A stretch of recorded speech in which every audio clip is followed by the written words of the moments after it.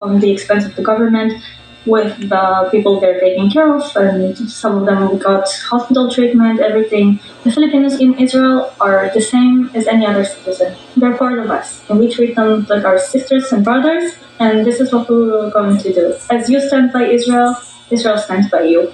Ang tinutukoy niya ay ang pahayag ng Pangulo na titindig ang Pilipinas kasama ng Israel sa laban kontra Hamas. Kasabay yan ang pagpapasalamat ng Pangulo sa Israeli government sa pagligtas ng mga Pilipinong naipit sa giyera.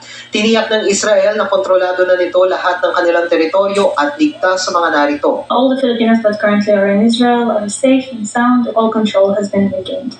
Pero hindi lang naman mga Israeli ang naiipit, kundi pati mga sibilyang Palestino, partikular sa Gaza, na damay sa pagpulbos doon ng rocket ng Israel. Resulted in a massacre, in a genocide. This is just like cleansing of the Palestinian people from Gaza. So please review this message. Look at those people who are getting killed.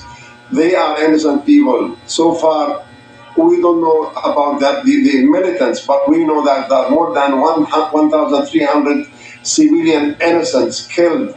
Kabilang sa nasa Gaza ang 130 Pilipino, kabilang ang ilang nanawagang maiuwi na sa Pilipinas. Kailangan sana ng humanitarian corridor o lugar na hindi pwedeng atakihin para makadaan ng mga sibilyan, pero sa ngayon hindi pa pinag-uusapan ng ganyan ayon sa parehong embahada. Para sa GMA Integrated News, dadating ko nakatutok 24 oras.